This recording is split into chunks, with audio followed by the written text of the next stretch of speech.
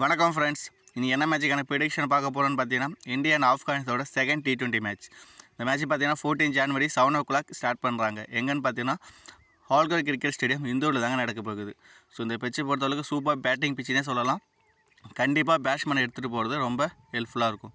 எதனாலன்னு பார்த்தீங்கன்னா லாஸ்ட்டாக ப்ளே பண்ண 4 மேட்சஸ்லையுமே 200+ தான் வந்துட்டு ஸ்கோர் வந்திருக்கு. ஸோ அதனால் பேட்ஸ்மேன் இன்றைக்கி வந்துட்டு ஹை ஸ்கோர் பண்ண வாய்ப்பு ரொம்ப அதிகமாகவே இருக்குது. ஸோ அதெல்லாம் வச்சு பார்க்கும்போது பேட்ஸ்மேன் அதிகமாக வந்து ஃபோக்கஸ் பண்ணால் ஈஸியாக வின் பண்ணலாம்.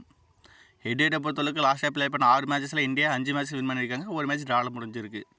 ஸோ இந்த மேட்ச்சுமே பார்த்தீங்கன்னா இந்தியா வின் பண்ணுற பாசிபிலிட்டி ரொம்ப அதிகமாகவே இருக்குது. நீங்கள் நம்ம டெலிகிராம் சேனலில் ஜாயின் பண்ணிக்கோங்க friends. Vijay fantasy cricket 11 search பண்ணி ஜாயின் பண்ணிக்கோங்க. அப்படி இல்லைனா டிஸ்கிரிப்ஷன் லிங்க் கொடுத்துருக்கேன், செக் பண்ணிவிட்டு ஜாயின் பண்ணிக்கோங்க. ஸோ நெக்ஸ்ட்டு பார்த்தீங்கன்னா இந்தியாவோட பாசிபிள் 11 பார்ப்போம். ரோஹித் சர்மா அண்ட் சுப்மன் கில் 2 பேர் தாங்க ஓப்பன் பண்ண போகிறாங்க. ஸோ 2 பேருமே சூப்பர் ஃபார்மில் இருக்காங்க. பட் ரோஹித் சர்மா பொறுத்தளவுக்கு இனிஷியலாகவே வந்துட்டு அட்டாக் பண்ணி விளையாடுறதால அவர் அவுட்டும் ஆகலாம், இல்லை ஸ்கோரும் பண்ணலாம். பட் ஸ்மால் லீகை பொறுத்தளவுக்கு சேஃபாக எடுத்துகிட்டு போங்க. ஜிஎல்ல நீங்கள் வந்துட்டு இவரை மல்டிபிள் டீம் போகிறவங்க இவரை ட்ராப் பண்ணிவிட்டு மற்ற மிடில் ஆர்டர் பேட்ஸ்மேன் ஃபோக்கஸ் பண்ணால் ஈஸியாக வின் பண்ணலாம். சுப்மன் கில் ரீசன்ட் ஃபார்ம் வந்து கொஞ்சம் போராக இருந்தாலுமே எப்போ வேணால் அவரால் பெரிய இன்னிங்ஸ் விளாட முடியும். ஸோ கண்டிப்பாக இவருமே வந்து பார்த்தீங்கன்னா இனிஷியலேருந்தே கொஞ்சம் அட்டாக் பண்ணி தான் விளாட ஆரம்பிப்பார்.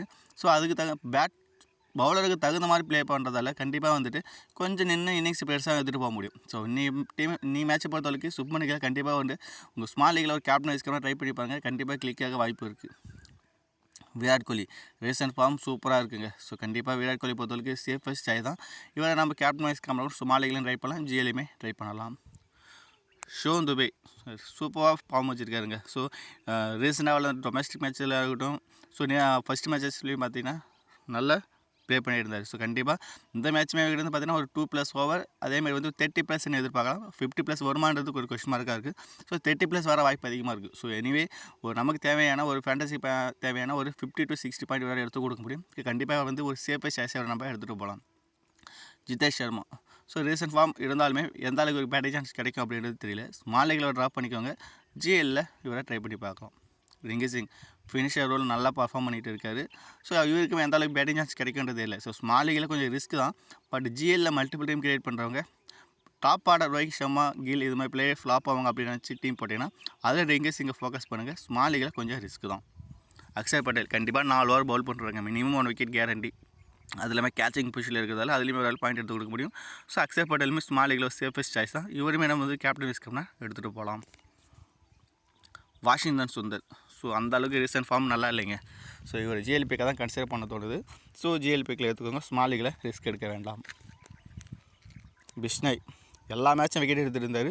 பட் லாஸ்ட் மேட்ச் விக்கெட் எடுக்கல. பட் கண்டிப்பாக இந்த மேட்ச் விக்கெட் எடுக்க வாய்ப்பு அதிகமாக இருக்குது. ஸோ இவர் மிஸ் பண்ணிடாதுங்க. கண்டிப்பாக உங்கள் டீமில் ட்ரை பண்ணி பாருங்கள். பிஷ்னாய் லாஸ்ட் மேட்ச் இவர்கிட்டையுமே விக்கெட் எடுக்கணுங்க. ஸோ ஒரு கேட்ச் ட்ராப் பண்ணிட்டாங்க.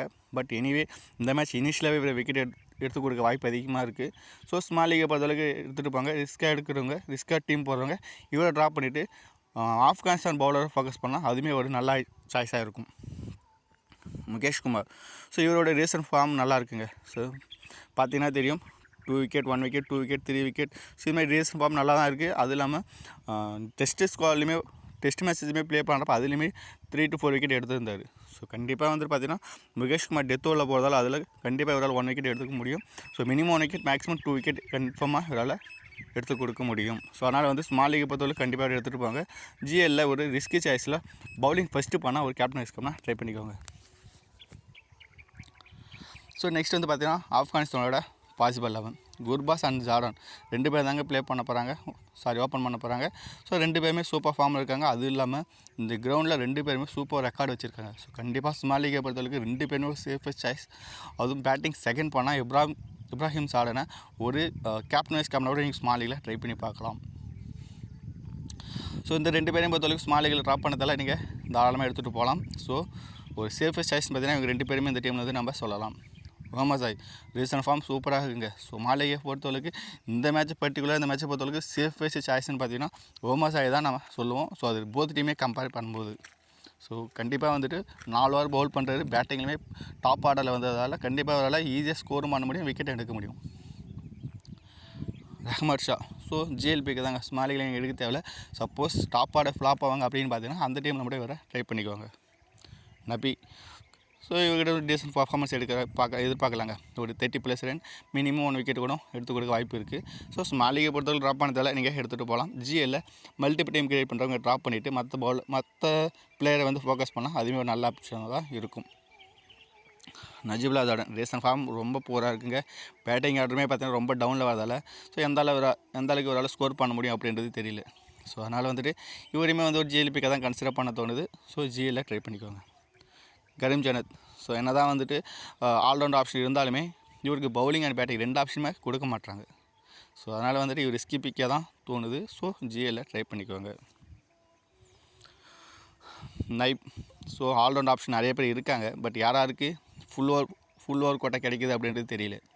ஸோ அதனால் இவங்களுமே நம்ம ரிஸ்கி பிக்காக தான் தோணுது. பட் டாப் ஆர்டர் ஃப்ளாப் ஆவாங்க அப்படின்ற மாதிரி டீம் போட்டிங்கன்னா ஸோ அந்த டீம்லாம் இவங்களை ட்ரை பண்ணிக்கோங்க. பட் ஸ்மால் லீக் பொறுத்தவரைக்கு ரிஸ்க்கு. முஜீப் ஃபஸ்ட்டு பவுல் பண்ணால் கண்டிப்பாக உங்கள் டீமில் எடுத்துக்கோங்க. செகண்ட் பவுல் பண்ணாங்கன்னா மேபி வந்து ஒரு டிஃப்ரென்ஷியல் பிக்காக கூட நீங்கள் யோசிக்கலாம். நவீன் உலக் ஃபஸ்ட்டு பவுல் இம்பார்ட்டன்ட் கொடுக்க, செகண்ட் பவுலில் கொஞ்சம் ரிஸ்க்கு தான். ஸோ ஒரு சேஃபாக போகணுன்னா நீங்கள் பிக் பண்ணிக்கோங்க. பட் கொஞ்சம் ரிஸ்க் எடுக்கணுங்க. நீங்கள் ட்ராப் பண்ணிவிட்டு மற்ற பிளேயரை ஃபோக்கஸ் பண்ணால் நல்லாயிருக்கும்.